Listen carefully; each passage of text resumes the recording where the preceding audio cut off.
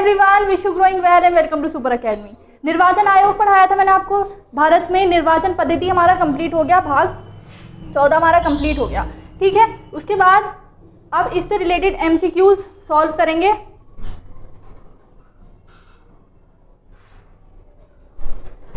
Election commission से related MCQs solve करेंगे इस वाले लेक्चर में।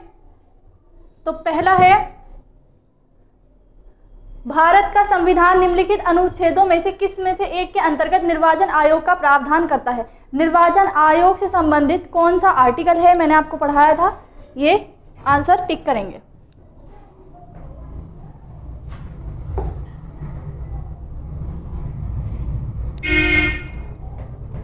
कौन सा? अनुच्छेद 324। अनुच्छेद 324, अनुच्छेद 324 किससे संबंधित है? निर्वाचन से संबंधित है। भाग 15, ठीक है। आर्टिकल 308 से लेके आर्टिकल 324 से लेके 329A तक क्या दिया गया है? निर्वाचन आयोग का प्रावधान किया गया है। भाग 15 आर्टिकल 324, ठीक है, 324 से लेके 329A तक, ठीक है। तो सबसे पहले आर्टिकल में किस चीज़ का प्रावधान किया गया है? निर्वाचन आयोग का। निर्वाचन आयोग के गठन के संबंध में प्रावधान किया गया है आर्टिकल 324 में। नेक्स्ट है, लोकसभा के लिए निर्वाचन के बारे में निम्नलिखित में से कौन सा कथन सही नहीं है? सही नहीं है, ठीक है। निर्वाचन आयोग कंप्लीट कराया है, निर्वाचन आयोग के क्या क्या कार्य है, किन किन के चुनाव संपन्न करा था। बहुत छोटा सा टॉपिक है, 15 से 20 मिनट का मैंने आपको कंप्लीट कराया है, ठीक है। अब यहाँ पर पूछा है लोकसभा के लिए निर्वाचन के बारे में निम्नलिखित में से कौन सा कथन सही है। निर्वाचन वयस्क मताधिकार के आधार पर होता है। निर्वाचनों का संचालन निर्वाचन आयोग करता है। निर्वाचनों के लिए मतदाताओं की सूची को राष्ट्रपति के निर्देशन और नियंत्रण में तैयार किया जाता है। निर्वाचन आयोग के अनुरोध पर राष्ट्रपति निर्वाचन आयोग को उसके कार्यों के निर्वाह के लिए आवश्यक कर्मचारी वृंद उपलब्ध कराते हैं, यानी कर्मचारियों को उपलब्ध कराना राष्ट्रपति का कार्य है, ठीक है। अब इसमें से कौन सा सही नहीं है पूछा है, ठीक है, इनकरेक्ट पूछा है यहाँ पर। वयस्क मताधिकार के आधार पर लोकसभा के चुनाव होते हैं, ठीक है। प्रत्येक 5 साल में आम चुनाव होते हैं, तो वयस्क मताधिकार के आधार पर होते हैं 18 साल से प्लस सब वोट देते हैं। फिर उसके बाद निर्वाचनों का संचालन करना निर्वाचन आयोग का कार्य है। निर्वाचन आयोग का कार्य है लोकसभा राज्यसभा के निर्वाचन कराना, ठीक है। फिर उसके बाद निर्वाचन के लिए मतदाताओं की सूची राष्ट्रपति तैयार कराते हैं या निर्वाचन आयोग के खुद निर्देशन और नियंत्रण में तैयार की जाती है। इसमें राष्ट्रपति का कोई रोल नहीं होता। निर्वाचन आयोग स्वयं मतदाता सूची को तैयार करता है, निर्वाचन आयोग का कार्य है। बाकी ये ऑप्शन बिल्कुल करेक्ट है। निर्वाचन आयोग के अनुरोध पर राष्ट्रपति जो है उनको कर्मचारी उपलब्ध कराते हैं। तो इसमें से इनकरेक्ट क्या है? निर्वाचन आयोग ही मतदाताओं की सूचियों को तैयार कराते हैं। जितने नए मतदाता शामिल हुए हैं और जितने पुराने हैं, ठीक, जो चले गए हैं उनको निकालना और नए को लाना, उसमें फेरबदल करना, वो किसका कार्य है? निर्वाचन आयोग का, ठीक है। उसमें जो बदलाव हुए हैं उनको करना। नेक्स्ट है, भारत में मताधिकार और निर्वाचित होने का अधिकार है। भारत में मताधिकार यानी मतदान का अधिकार, वोट देने का अधिकार और निर्वाचित होने का अधिकार, दोनों कौन सा अधिकार है? संवैधानिक अधिकार है, मूल अधिकार है, विधिक अधिकार है, एक अधिनियम के अंतर्गत, इनमें से कोई नहीं। कौन सा अधिकार है? वैधिक अधिकार है, यानी विधि द्वारा हमें प्राप्त है। ये संवैधानिक अधिकार नहीं है, ध्यान रखना इंपॉर्टेंट है। संवैधानिक अधिकार नहीं है, विधिक अधिकार है, क्योंकि इसका वर्णन संविधान में नहीं दिया गया है। दोनों, वोट देने का अधिकार और निर्वाचित होने का अधिकार, कौन सा अधिकार है? वैधिक अधिकार है या वैधानिक अधिकार है, ठीक है। इसको आप सांविधिक अधिकार भी कह सकते हैं, ठीक है। नेक्स्ट है, भारत के मुख्य निर्वाचन आयुक्त की पदावधि क्या है? मुख्य निर्वाचन आयुक्त की पदावधि क्या है? क्या है? बताया था मैंने आपको, 6 वर्ष और 65 वर्ष की आयु तक कार्य करते हैं। मुख्य निर्वाचन आयुक्त 6 वर्ष और 65 वर्ष की आयु तक कार्य करते हैं। नेक्स्ट आएगा, परिसीमन आयोग के संदर्भ में निम्नलिखित कथनों पर विचार कीजिए। परिसीमन आयोग मैंने आपको समझाया था। परिसीमन आयोग क्या होता है? जनगणना के आधार पर, ठीक है, सीटों का बंटवारा जिस आयोग के द्वारा किया जाता है इसे परिसीमन आयोग कहते हैं। और इसका गठन किसके द्वारा किया जाता है? संसद के द्वारा, ठीक है। परिसीमन आयोग के आदेशों को किसी न्यायालय में चुनौती नहीं दी जा सकती। और परिसीमन आयोग के आदेश जब लोकसभा और राज्य विधानसभा के सम्मुख रखे जाते हैं तब उनके आदेशों में कोई संशोधन नहीं किया जा सकता। यहाँ पर परिसीमन आयोग के बारे में आपसे पूछा है, इम्पॉर्टेंट है। परिसीमन आयोग मैंने आपको बताया, ठीक है, जनसंख्या के आधार पर, क्योंकि जनसंख्या घटती बढ़ती रहती है इसीलिए इसके आधार पर सीटों का निर्धारण करना परिसीमन आयोग का कार्य है। किसके आधार पर? जनसंख्या के आधार पर लोकसभा राज्यसभा की सीटों का आवंटन करना परिसीमन आयोग का कार्य है। तो यहाँ पर कहा गया है जो परिसीमन आयोग की सिफारिशें हैं वो न्यायालय में उसको चुनौती नहीं दी जा सकती। और इसके बाद जो इसके आदेश हैं, जो इसकी रिपोर्ट है वो लोकसभा और राज्यसभा के सम्मुख जब रखी जाती है तो उसमें कोई संशोधन नहीं किया जा सकता। तो यहाँ पर आपसे पूछा है कि इनमें से कौन सा स्टेटमेंट सही है? एक सही है, दो सही है, दोनों सही है या दोनों सही नहीं है? तो ये इम्पॉर्टेंट है, इसका ध्यान रखना है, ये दोनों स्टेटमेंट करेक्ट है। परिसीमन आयोग की जो सिफारिशें हैं उसके आदेश हैं उसे न्यायालय में चुनौती नहीं दी जाएगी। और लोकसभा और राज्यसभा के संबंध में जो भी ये आदेश देते हैं विधानसभा के संबंध में उसमें संशोधन नहीं किया जाएगा। तो दोनों स्टेटमेंट करेक्ट है, ये इंपॉर्टेंट है, ध्यान रखना है। परिसीमन आयोग मैंने आपको बता दिया। नवयुवकों द्वारा 18 वर्ष की आयु पर मताधिकार का पहली बार प्रयोग किया गया था। यानी पहली बार 18 वर्ष की आयु जब रखी गई उसके बाद मताधिकार का प्रयोग कब किया गया? पहले 21 वर्ष थी, फिर उसको घटाकर 18 वर्ष किया गया, ठीक है। मैंने आपको बताया था तारकुंडे समिति की सिफारिश पर। तो कब इसका प्रयोग पहली बार किया गया? किस सन में? 1987 में, 88 में, 89 में या 90 में? कब किया गया? और किस सिफारिश, किस आयोग की, किस समिति की सिफारिश पर ऐसा किया गया था? अभी बताया मैंने आपको, तारकुंडे समिति की सिफारिश पर 1989 में पहली बार 18 वर्ष की आयु पर मताधिकार का प्रयोग किया गया। डेट याद रखनी है, पीछे पूछे गए क्वेश्चंस हैं सारे। भारत के मुख्य निर्वाचन आयुक्त को नियुक्त किया जाता है। किसके द्वारा उनकी नियुक्ति होती है? भारत के मुख्य निर्वाचन आयुक्त, चीफ इलेक्शन कमिश्नर की नियुक्ति किसके द्वारा की जाती है? राष्ट्रपति के द्वारा। राष्ट्रपति के द्वारा की जाती है। नेक्स्ट है, निम्नलिखित में से कौन सा चुनाव निर्वाचन आयोग द्वारा संपादित नहीं किया जाता? कौन सा चुनाव है जो निर्वाचन आयोग संपादित नहीं करता है? लोकसभा का, राज्यसभा का, राष्ट्रपति का या स्थानीय निकायों का? इंपॉर्टेंट क्वेश्चन है और बहुत इजी है।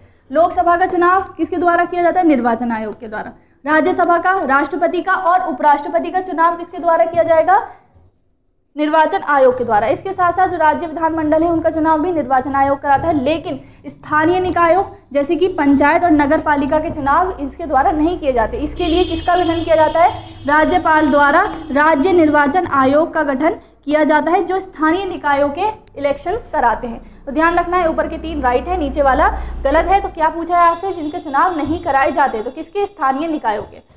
नेक्स्ट है, भारत के निर्वाचन आयोग के निम्नलिखित में से कौन से कृत्य हैं, यानी कौन से उनके कार्य हैं?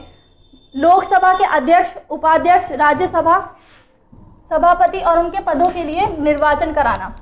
ऊपर कराया मैंने अभी आपको क्वेश्चन, उसको थोड़ा ब्रॉड करके पूछा है यहाँ पर। नगर पालिका और नगर निगमों के लिए निर्वाचन कराना, निर्वाचनों से उत्पन्न सभी संदेहों और विवादों का निर्णय करना। तो इनमें से कौन से कार्य हैं जो निर्वाचन आयोग के हैं? यहाँ पर आपको सही का चयन करना है। अभी बताया, ऊपर वाले 2 स्टेटमेंट तो भी गलत हो जाएंगे। अभी बताया स्थानीय निकायों के चुनाव निर्वाचन आयोग द्वारा नहीं कराए जाते। इसके साथ साथ लोकसभा के अध्यक्ष, उपाध्यक्ष और राज्यसभा के अध्यक्ष, यानी ये गलत आ गया, राज्यसभा के सभापति पद के लिए निर्वाचन ये नहीं कराते, ठीक है। ये अध्यक्ष लोकसभा के सदस्य द्वारा चुने जाते हैं, अध्यक्ष और उपाध्यक्ष, और सभापति कौन होते हैं? उपराष्ट्रपति, ठीक। इनका कराया जाता है लेकिन इन दोनों का नहीं कराया जाता, लेकिन एक साथ दिए गए हैं तो ये स्टेटमेंट गलत हो जाएगा। इसके बाद ये मैंने आपको बता ही दिया, निर्वाचन से उत्पन्न सभी संदेहों और विवादों का निर्णय इसके द्वारा नहीं किया जा सकता, ठीक। जो राजनीतिक दल में चुनाव चिन्हों को लेकर विवाद होते हैं उनका निर्धारण किया जाता है निर्वाचन आयोग द्वारा। तो सारे स्टेटमेंट गलत हो जाएंगे, तो इसमें आंसर क्या हो जाएगा? कोई नहीं, ठीक। नेक्स्ट है, दिनेश गोस्वामी समिति का संबंध किससे है? निर्वाचन में सुधारों से, बैंकों के राष्ट्रीयकरण की समाप्ति से, पूर्वोत्तर में उपद्रव समाप्त करने के उपायों से। ये नेक्स्ट वाला समझ नहीं आ रहा क्या लिखा है ये, ठीक है। आपको इन तीनों में से बताना है, समझ में आया, चकमा समस्या से, ठीक है। तो दिनेश गोस्वामी समिति का संबंध किससे है? निर्वाचन में सुधारों से, मैंने आपको बताया था, तारकुंडे समिति, इंद्रजीत समिति और दिनेश गोस्वामी समिति, इनका संबंध किससे है? एक संथानम समिति है, इनका संबंध किससे है? निर्वाचन में सुधारों से। तो दिनेश गोस्वामी समिति का संबंध किससे है? निर्वाचन में सुधारों से। नेक्स्ट है, आपको आर्ग्यूमेंट और रीजन दिया गया है। संसद और राज्य विधान मंडलों के स्वतंत्र और निष्पक्ष चुनाव कराने की शक्तियां एक स्वतंत्र इकाई अर्थात निर्वाचन आयोग को दी गई हैं, ठीक है। यहाँ पर आर्ग्यूमेंट है कि संसद और राज्य विधानसभा के जो चुनाव हैं वो निष्पक्ष हों, इसकी जिम्मेदारी किसे दी गई है? निर्वाचन आयोग को। निर्वाचन आयुक्त को पद से हटाने का अधिकार कार्यपालिका के पास है। बहुत इजी क्वेश्चन है, किसके पास है? अब यहाँ पर पूछा है आपसे स्टेटमेंट और आर्ग्यूमेंट, यानी आर्ग्यूमेंट और रीजन में से कौन सा सही है? दोनों सही है, सही स्पष्टीकरण है, गलत है, गलत स्पष्टीकरण है, एक सही है एक गलत है। इनमें से कौन सा स्टेटमेंट सही है, कौन सा गलत है, या दोनों सही है? ये तो बिल्कुल करेक्ट है, आर्ग्यूमेंट बिल्कुल करेक्ट है कि इनके चुनाव निष्पक्ष हो, इसके लिए अलग से निर्वाचन आयोग का गठन किया गया है। निर्वाचन आयुक्त को पद से हटाने का अधिकार कार्यपालिका के पास नहीं है, कार्यपालिका के पास नहीं है, संसद के पास है। संसद प्रस्ताव पारित करती है, जैसे कि सुप्रीम कोर्ट के जज के लिए प्रस्ताव पारित किया जाता है, मुख्य आयुक्त के लिए, मुख्य चुनाव आयुक्त के लिए महाभियोग की प्रक्रिया लाई जाती है, सेम एज जैसे कि सुप्रीम कोर्ट के जज के लिए लाई जाती है। और अन्य जो निर्वाचन आयुक्त होते हैं उनको मुख्य निर्वाचन आयुक्त की सिफारिश पर या सलाह पर राष्ट्रपति द्वारा हटाया जाता है। तो इसमें कार्यपालिका का अकेले का कोई रोल नहीं है, पूरी संसद का रोल होता है, फिर उसके बाद राष्ट्रपति उनको हटाते हैं। जब महाभियोग सिद्ध हो जाता है, जैसे सुप्रीम कोर्ट के जज को हटाया जाता है, जब महाभियोग सिद्ध हो जाता है तो राष्ट्रपति हटा देंगे। तो यहाँ पर कार्यपालिका नहीं आएगा, तो इसलिए स्टेटमेंट गलत हो जाएगा। तो पहला सही है, दूसरा गलत है। तो ऑप्शन नंबर सी, ए सही है, आर गलत है। समझ आया? नेक्स्ट क्वेश्चन, लोकसभा और राज्य विधानसभाओं के चुनावों में मतदान करने वालों की न्यूनतम आयु सीमा 21 वर्ष से घटाकर 18 वर्ष कर दी गई। किस संविधान संशोधन द्वारा? बताया था मैंने आपको, ठीक है। 44वें 52वें संविधान संशोधन, 61 या 72, किस संविधान संशोधन द्वारा इसको घटाकर 18 वर्ष कर दिया गया? 61वें संविधान संशोधन द्वारा, ठीक है। तारकुंडे समिति की सिफारिश पर 1989 में इसको 61वें संविधान संशोधन द्वारा 18 वर्ष कर दिया गया। अब प्रत्येक 18 वर्ष के व्यक्ति और इससे ज़्यादा बड़े जो हैं 18+, उनके पास मतदान का अधिकार है। न्यायालय द्वारा अपराधी घोषित किए गए व्यक्तियों को चुनाव लड़ने के लिए अयोग्य करार देने का निर्णय किया गया है।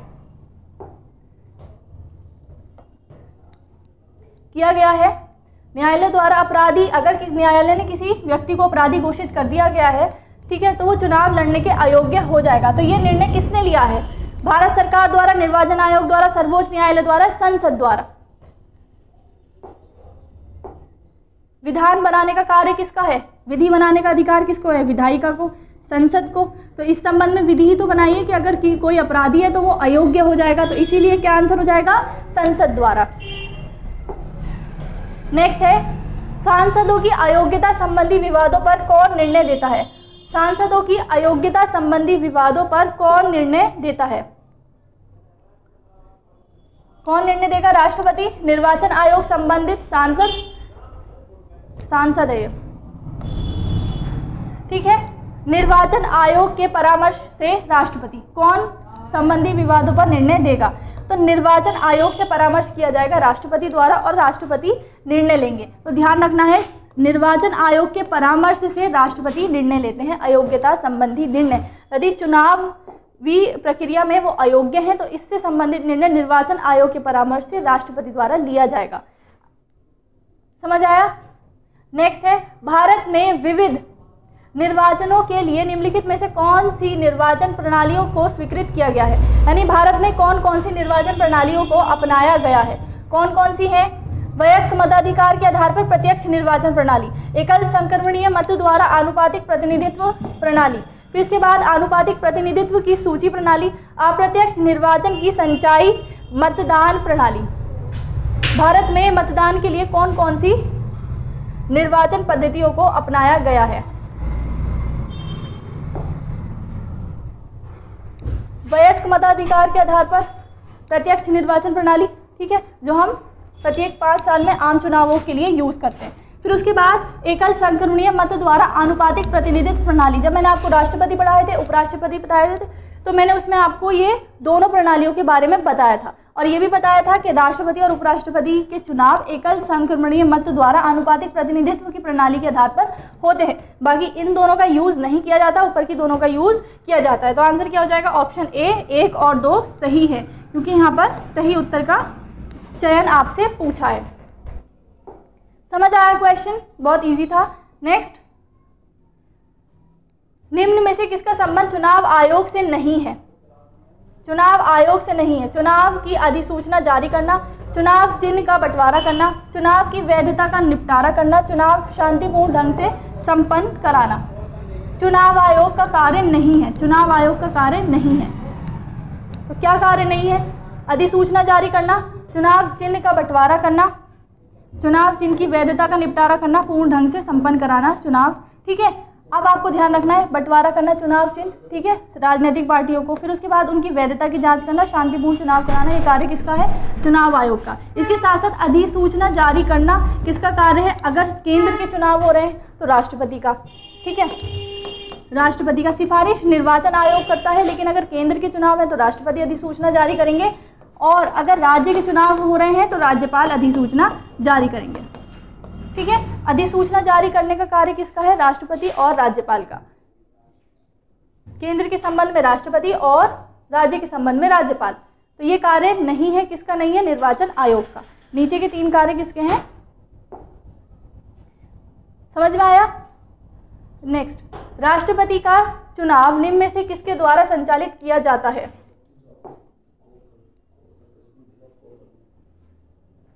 ठीक है, लोकसभा के स्पीकर द्वारा, प्रधानमंत्री के कार्यालय द्वारा, संसदीय कार्य के मंत्री द्वारा, भारत के निर्वाचन आयोग द्वारा। बहुत इजी क्वेश्चन है। राष्ट्रपति का चुनाव किसके द्वारा कराया जाएगा?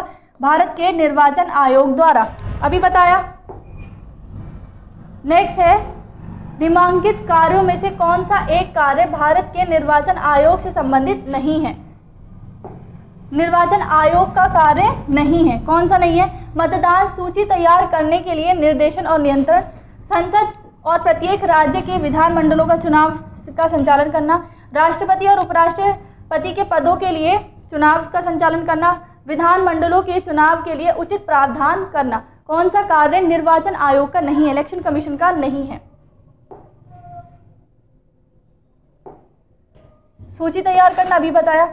संसद के लिए भी चुनाव यही कराएंगे और राष्ट्रपति और उपराष्ट्रपति के लिए भी चुनाव यही कराते हैं। लेकिन विधानमंडलों के लिए चुनाव के लिए उचित प्रावधान करना, प्रावधान का मतलब है विधि बनाना, ठीक है। तो विधि बनाने का काम किसका है?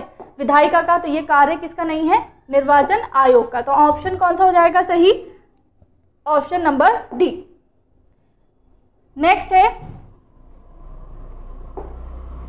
इनके कार्यों से संबंधित ज्यादा क्वेश्चन पूछे जाते हैं, ठीक। किस आर्टिकल में दिया गया है, कौन नियुक्ति करता है, कौन पद से हटाता है, प्रक्रिया क्या है, ये ज़्यादा क्वेश्चन पूछे जाते हैं। यही मैंने आपको नोट्स बनाकर बताए थे, ठीक है। संसद व राज्य विधानमंडलों के सभी चुनाव कराना, राष्ट्रपति उपराष्ट्रपति चुनाव कराना, किसी राज्य में स्वतंत्र और निष्पक्ष चुनाव कराने के लिए अनुकूल दशा न होने पर राष्ट्रपति शासन लागू किए जाने की संतुति करना, निर्वाचन सूचियाँ तैयार करने के कार्य का निरीक्षण, निर्देशन और नियंत्रण करना। इसमें से कौन सा कार्य इनका है, ठीक। तो ये तो आपको मालूम है कि किसी राज्य में अगर अनुकूल दशा नहीं है और वहाँ पर राष्ट्रपति शासन यानी प्रेसिडेंट रूल लगाना है, तो ये कार्य किसका है? संबंधित राज्य के राज्यपाल का। वो सिफारिश करते हैं राष्ट्रपति से और राष्ट्रपति शासन को वहाँ लागू करते हैं। तो ये कार्य निर्वाचन आयोग का नहीं है। बाकी के तीनों को मैं आपको अभी एक्सप्लेन कर चुकी हूँ। तो 1, 2 और 4 और ऑप्शन बी करेक्ट हो जाएगा, ठीक है, क्योंकि राष्ट्रपति शासन की सिफारिश करने का कार्य राज्यपाल का है। नेक्स्ट है, मुख्य निर्वाचन आयुक्त को पदच्युत किया जा सकता है। कब किया जा सकता है? संसद के दोनों सदनों के 2/3 बहुमत द्वारा, उस प्रक्रिया द्वारा जो सर्वोच्च न्यायालय के न्यायाधीशों पर लागू होती है। भारत के मुख्य न्यायाधीश के परामर्श से राष्ट्रपति द्वारा, मंत्रिपरिषद के परामर्श से राष्ट्रपति द्वारा। बिल्कुल अभी मैंने आपको एक्सप्लेन किया। अगर आप प्रीवियस ईयर क्वेश्चंस भी अच्छे से कर लेते हैं, अगर आपका कॉन्सेप्ट भी वीक है, फिर भी आप प्रीवियस ईयर क्वेश्चन के टेस्ट सीरीज लगा लेते हैं और उनको अच्छे से एनालाइज करते हैं, अच्छे से कोशिश करते हैं उनको मार्क करने की, तो आपका अच्छा सारा कॉन्सेप्ट तो वहीं से क्लियर हो जाता है। और बहुत सारी चीज़ें ऐसी होती हैं जो हमें बुक्स में हमारे आंखों से निकल जाती हैं, लेकिन वो ये जब हम टेस्ट देते हैं या प्रीवियस ईयर क्वेश्चन करते हैं तो कौन कौन से पॉइंट पेपर में पूछे जा सकते हैं और कौन से पॉइंट हैं जो पेपर की डिमांड है वो आपको प्रीवियस ईयर क्वेश्चन से मिलती है। इसीलिए अगर आप सेम क्वेश्चन भी पढ़ रहे हैं ना बार बार टेस्ट में, क्योंकि पूछा तो यहीं से ही जाएगा घुमा फिरा के, तो आपको उस लैंग्वेज का कम से कम पता चल जाएगा कि इस क्वेश्चन को या इस पैटर्न को, कॉन्सेप्ट को किस तरह से 2-4 बार पूछा जा सकता है। ठीक है, तो मुख्य निर्वाचन आयुक्त तो पदोच्चय किया जाता है, अभी बताया मैंने, उसी प्रक्रिया द्वारा जो सर्वोच्च न्यायालय के न्यायाधीशों को हटाने के लिए लागू होती है। ठीक है, तो प्रीवियस ईयर क्वेश्चन प्लीज़ ज़रूर लगाया करिए,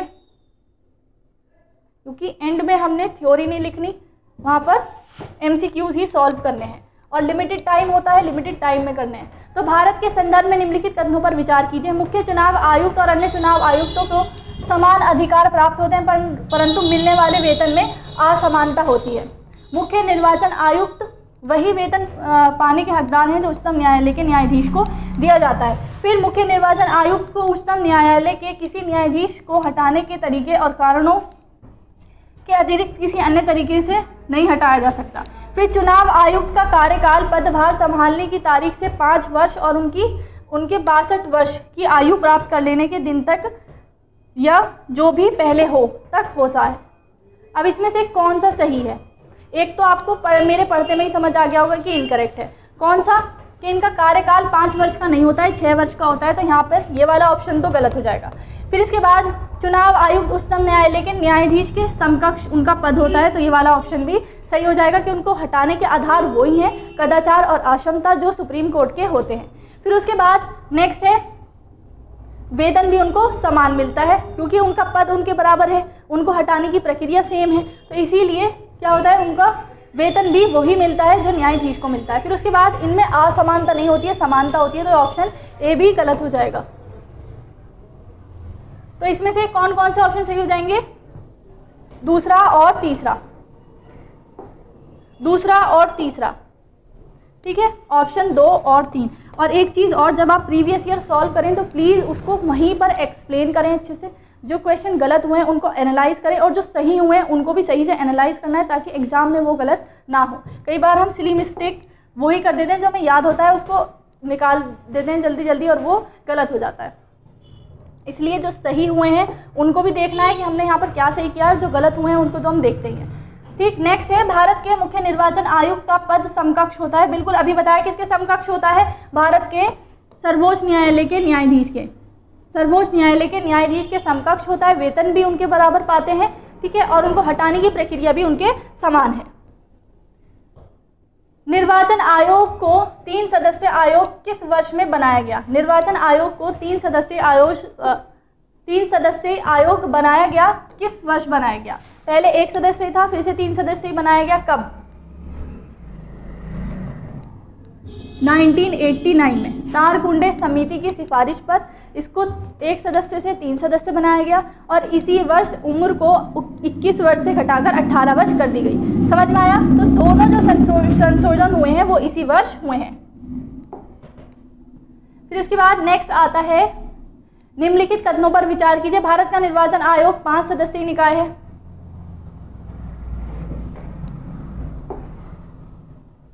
संघ का गृह मंत्रालय आम चुनाव, उपचुनाव दोनों के लिए चुनाव कार्यक्रमों को तय करता है। निर्वाचन आयोग मान्यता प्राप्त राजनीतिक दलों के विभाजन विलय से संबंधित विवादों का निपटारा करता है। ठीक, ये भी कार्य से संबंधित आ गया। तो मिक्सचर इस तरह के क्वेश्चंस आपको मिल जाएंगे।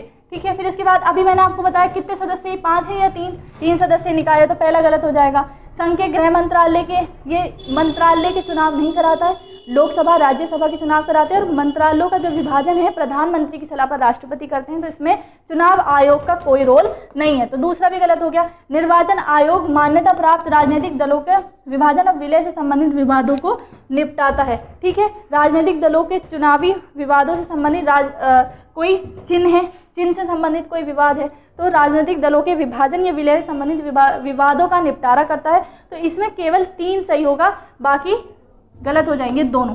और क्यों गलत होंगे वो भी आपको पता होना चाहिए। अब जब भी आप टेस्ट सीरीज लगाएंगे तो कौन सा ऑप्शन सही है, क्यों सही है, और गलत है तो क्यों गलत हुआ, उसकी को भी अच्छे से एक्सप्लेन करना है। भारतीय संविधान के निम्नलिखित अनुच्छेदों में से किसमें निर्वाचन आयोग का प्रावधान किया गया है? किसमें किया गया है? आर्टिकल 324 में। आर्टिकल 324 में। फिर उसके बाद नेक्स्ट है आंतरिक दलीय लोकतंत्र का उपयोग होता है ऐसी सरकार के लिए जो कई दलों द्वारा साझा कार्यों के साथ गठित हो। ठीक, ऐसी सरकार जो कई दलों के साझा कार्य से गठित हो, यानी गठबंधन वाली सरकार। ठीक है, ऐसे दल के लिए जो शासन गठित करने वाले दल अथवा दलों से निकटतम हो। फिर उसके बाद दल का आंतरिक चुनाव जो दल के पदाधिकारियों के चयन हेतु समय समय पर होता है। शासन की गोपनीयता जो शासन में साझेदारी करने वाले दलों के बीच हो। इसमें आपको आंतरिक दलीय लोकतंत्र के बारे में पूछा है, इंपॉर्टेंट टर्मिनोलॉजी है, इसलिए मैंने इस क्वेश्चन को यहाँ लगाया है। आप ध्यान से समझिए, लोकतंत्र का मतलब क्या होता है? जन भागीदारी। ठीक, भागीदारी, जनता की भागीदारी, यानी सिमिलर हम समझें तो लोकतंत्र का मतलब होता है जिसमें ज़्यादा से ज़्यादा भागीदारी हो। ठीक है, तो आंतरिक दलीय लोकतंत्र का मतलब क्या होगा कि दल के अंदर भी जिस मेंबर से मिलकर वो दल बना है उनकी भी अच्छे से ज़्यादा भागीदारी हो। कई बार हम देखते हैं जब दल बनता है तो जो नेता कहता है वही अन्य दल के सदस्यों को मानना पड़ता है। तो आंतरिक दलीय लोकतंत्र का सिद्धांत कहता है कि जो दलीय लोकतंत्र है उसमें जो दल है उसमें सभी सदस्यों की समान भागीदारी होनी चाहिए, जैसे नेता की होती है। ठीक है, नेता अगर कोई अपना फैसला रखता है दल के सामने तो उनको अपना मत रखने का अधिकार होना चाहिए, उसे सही गलत कहने का अधिकार होना चाहिए। इट मीन्स ये है कि दल के अंदर भी लोकतंत्र होना चाहिए, यानी दल के अंदर जो सदस्य हैं उनकी साझेदारी होनी चाहिए, प्रत्येक फैसले में हिस्सेदारी होनी चाहिए। इसको बोलते हैं आंतरिक दलीय लोकतंत्र। ठीक है, अगर विभागों का बंटवारा किया जा रहा है किसी नेता द्वारा दल के लिए, ठीक है, दल के सदस्यों को, तो उनसे भी उनकी परमिशन लेनी चाहिए कि हमें ये विभाग चाहिए। जो भी आप समझ रहे हैं, आंतरिक दलीय लोकतंत्र का मतलब है दल के अंदर भी साझेदारी भागीदारी के हर फैसले में। तो दल के आंसर क्या हो जाएगा? दल का आंतरिक चुनाव जो दल के पदाधिकारियों के चयन हेतु समय समय पर होता है। ठीक है, दल के पदाधिकारियों का आंतरिक चुनाव, अगर किसी पद पर किसी पदाधिकारी को बिठाया जा रहा है तो उससे सहमति लेनी है, अन्यों से सहमति लेनी है जब हम साझा तौर पर फैसला करेंगे। तो ठीक है, समझ में आया? आंतरिक दलीय लोकतंत्र बहुत इंपॉर्टेंट है, अलग से भी कॉन्सेप्ट इंपॉर्टेंट है तो आपको ध्यान रखना है। भारत में विभिन्न राजनीतिक दलों को राष्ट्रीय क्षेत्रीय दल का दर्जा देने का अधिकार किसका होता है? ठीक, कौन सा दल राष्ट्रीय है, कौन सा दल क्षेत्रीय है, ये दर्जा देने का अधिकार किसको होता है? ये निर्वाचन आयोग का कार्य है, यानी चुनाव आयोग का कार्य है कि वो देखे कि किस राजनीतिक दल को राष्ट्रीय पार्टी बताना है, किसको क्षेत्रीय पार्टी बनाना है। ठीक है, इसके आधार होते हैं जिनके आधार पर ये दिया जाता है। नेक्स्ट है आनुपातिक प्रतिनिधित्व व्यवस्था निर्वाचन क्रिया प्रणाली के रूप में सुनिश्चित करती है। यानी आनुपातिक प्रतिनिधित्व जो पद्धति है वो क्या निश्चित करती है? बहुमत के शासन को, सरकार में स्थिरता को, सामान्य राजनीतिक सोच को, अल्पसंख्यकों के प्रतिनिधित्व को। आनुपातिक प्रतिनिधित्व प्रणाली, इसको मैंने अच्छे से जो मैंने आपको प्रेसिडेंट वाला चैप्टर पढ़ाया था, प्रेसिडेंट, उसमें उनकी निर्वाचन प्रक्रिया इसी आधार पर होती है, तो मैंने उसमें आपको अच्छे से पढ़ाया है। अगर किसी को नहीं मालूम है तो मैंने बहुत अच्छे से फ्लो चार्ट में उसको समझाया है, तो वो वाले लेक्चर्स में देख लेंगे। फिर इसका आंसर क्या होगा?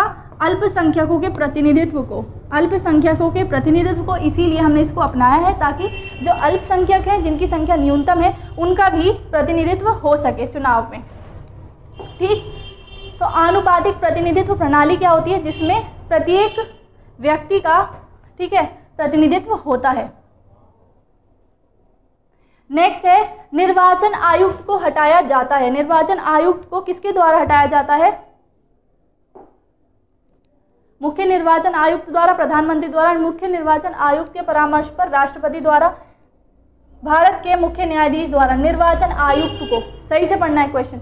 यहाँ मुख्य निर्वाचन आयुक्त होता तो उनको सुप्रीम कोर्ट की जो प्रक्रिया, सुप्रीम कोर्ट के जज के लिए जो प्रक्रिया अपनाई जाती है उसके द्वारा हटाया जाता है, लेकिन यहाँ पूछा है निर्वाचन आयुक्त को, तो निर्वाचन आयुक्त को मुख्य निर्वाचन आयुक्त के परामर्श से राष्ट्रपति द्वारा हटाया जाता है।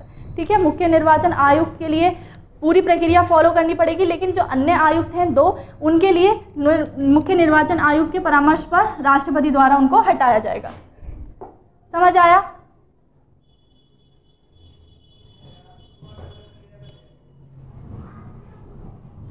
निम्नलिखित में से कौन सी सही जोड़ी है? तो कौन सा सही है?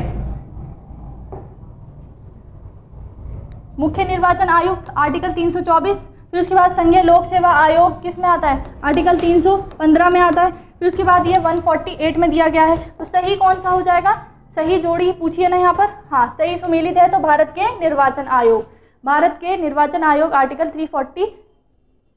324 में दिया गया है। नेक्स्ट है मत देने का अधिकार, निर्वाचित होने का अधिकार। अभी पढ़ा है, कौन सा अधिकार है? वैधानिक अधिकार है। कौन सा अधिकार है? वैधानिक अधिकार है।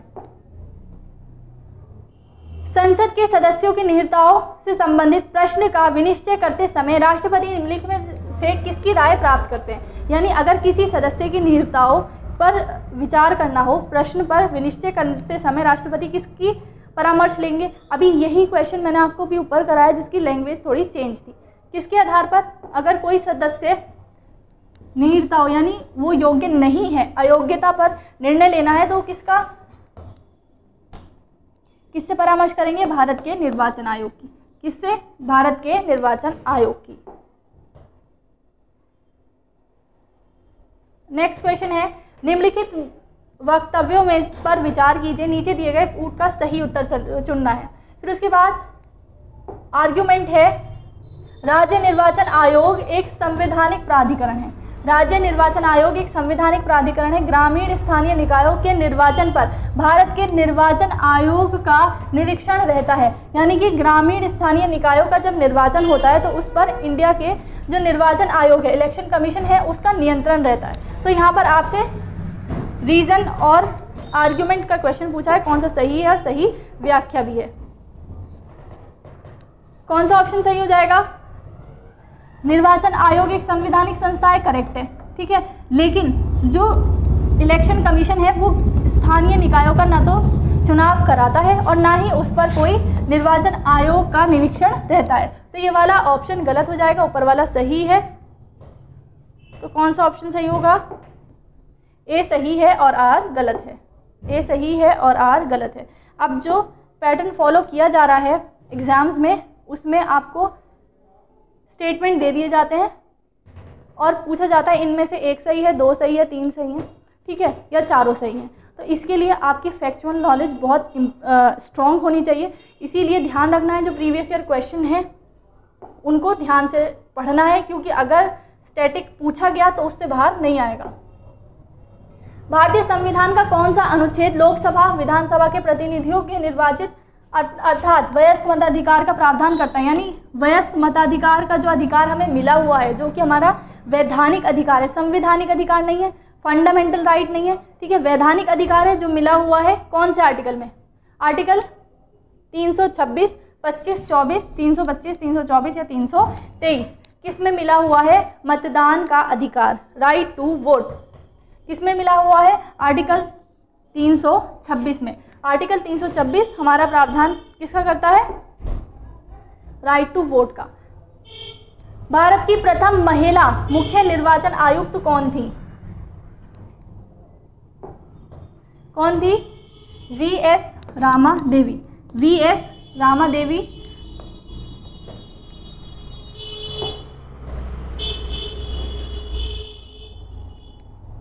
नेक्स्ट क्वेश्चन है राष्ट्रीय मतदान दिवस कब मनाया जाता है? राष्ट्रीय मतदान दिवस कब मनाया जाता है? 15 जनवरी, 15 फरवरी, 25 जनवरी, 25 फरवरी कब मनाया जाता है? इसके लिए हिंट, निर्वाचन आयोग का गठन कब किया गया था? बताया था मैंने आपको, निर्वाचन आयोग का गठन किया गया था 25 जनवरी 1950 में, ठीक है। संविधान लागू होने से एक दिन पहले यानी 1950 में संविधान लागू होने से एक दिन पहले 26 जनवरी 1950 को संविधान लागू हुआ। 25 जनवरी 1950 को निर्वाचन आयोग का गठन किया गया। इसी दिन क्या मनाते हैं हम? राष्ट्रीय मतदाता दिवस मनाते हैं। तो कब आएगा? 25 जनवरी को हम मतदाता दिवस मनाते हैं। समझ आया? तो इसके साथ हमारा जो निर्वाचन आयोग वाला चैप्टर था वो मैंने आपको प्रीवियस ईयर क्वेश्चंस के साथ, ठीक है, वो कंप्लीट करा दिया और प्रीवियस ईयर क्वेश्चन की अच्छे से एक्सप्लेनेशन भी कराई है। इसलिए जब भी आप प्रीवियस ईयर क्वेश्चन लगा रहे हैं, टेस्ट सीरीज़ लगा रहे हैं, तो प्लीज़ अच्छे से एक्सप्लेन करिए, अच्छे से एनालाइज करिए और उनको बार बार रिपीट करके उनको लगाना है ताकि आपका कॉन्सेप्ट अच्छे से बिल्ड हो जाए। इसके साथ आपका वाला चैप्टर हो गया कंप्लीट। इसके बाद हम नेक्स्ट चैप्टर शुरू करेंगे, भाग 16। तो नोट ज़रूर बनाने हैं। Thank you so much. Best of luck from my side. कहिए कंप्लीट हो गया। Thank you so much.